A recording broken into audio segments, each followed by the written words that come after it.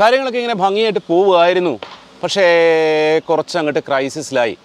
എന്താണ് പ്രശ്നമെന്ന് ഞാൻ കുറേ ആലോചിച്ചു. ഒരെത്തും പിടിയും കിട്ടുന്നില്ല മാഷേ എന്നാ പറയാം.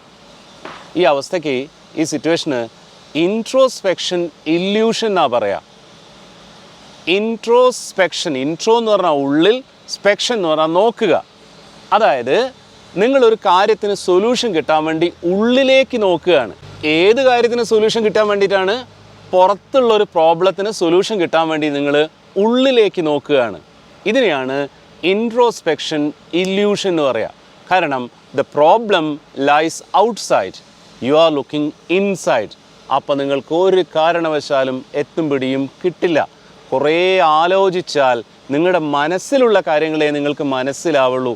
അഥവാ ഇങ്ങനെ ആലോചിക്കുമ്പം നിങ്ങൾ കിട്ടുന്നത്, നിങ്ങൾ അനലൈസ് ചെയ്യുന്നത് ഇൻ്റർപ്രിട്ടേഷൻസ് ആണ്, ഒരിക്കലും എവിഡൻസസ് അല്ല. 4 ബ്രാഞ്ചുകളുണ്ട്, ഒരെണ്ണം നഷ്ടത്തിലാണ്. എന്താണ് ഒരെണ്ണം നഷ്ടത്തിലാവുന്നത്? നിങ്ങളുടെ ഉള്ളിലേക്ക് അന്വേഷിച്ചുകൊണ്ടിരിക്കുകയാണ്. കിട്ടില്ല. കിട്ടുമെന്ന് തോന്നുന്നതിനാണ് ഇൻട്രോസ്പെക്ഷൻ ഇല്യൂഷൻ എന്ന് പറയുക. എന്ത് ചെയ്യണം ആ സമയത്ത്? നിങ്ങൾ എത്ര എക്സ്പേർട്ടായ ബിസിനസ്സുകാരനായിരുന്നാലും, നിങ്ങൾ എത്ര എക്സ്പേർട്ടായ ഇൻഡിവിജ്വൽ ആയിരുന്നാലും, നിങ്ങളുടെ മുടി നിങ്ങൾക്ക് സ്വന്തം വെട്ടാൻ പറ്റില്ലല്ലോ, അതിന് വേറെ ആൾ വേണമല്ലോ. എത്ര എക്സ്പീരിയൻസ്ഡ് ആയ സർജൻ ആയിരുന്നാലും ശരി, സ്വന്തം കാലിൽ മുറിവ് വന്നാൽ തുന്നിക്കൂട്ടാൻ വേറൊരു ഡോക്ടറോ നേഴ്സോ വേണമല്ലോ. അതുപോലെ തന്നെയാണ് പുറമേയുള്ള കാര്യങ്ങൾ മനസ്സിലാവണമെങ്കിൽ 2 ഓപ്ഷനാണ് ചെയ്യാൻ പറ്റുക. ഒന്ന്, വളരെ റിലയബിളായ, ലോജിക്കലായി ആലോചിക്കുന്ന വിശ്വസ്തനായ നിങ്ങളുടെ ഫ്രണ്ടിനോട് ചോദിക്കുക. രണ്ടാമത്തെ കാര്യം, നല്ലൊരു ഡേറ്റ അനലിസ്റ്റിനോട് ചോദിക്കുക എന്നുള്ളതാണ്. ഒരിക്കലും സയൻറ്റിഫിക് ഡിസിഷൻസ് എടുക്കാൻ, ലോജിക്കൽ ഡിസിഷൻസ് എടുക്കാൻ നിങ്ങളുടെ ഇമോഷൻസിനെ റിലൈ ചെയ്യരുത്.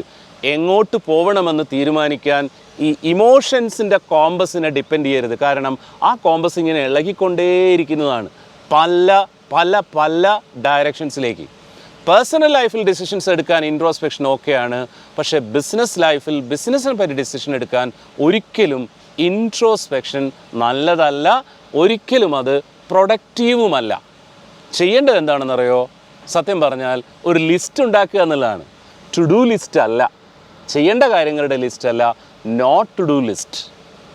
Next time we will talk about not to do list.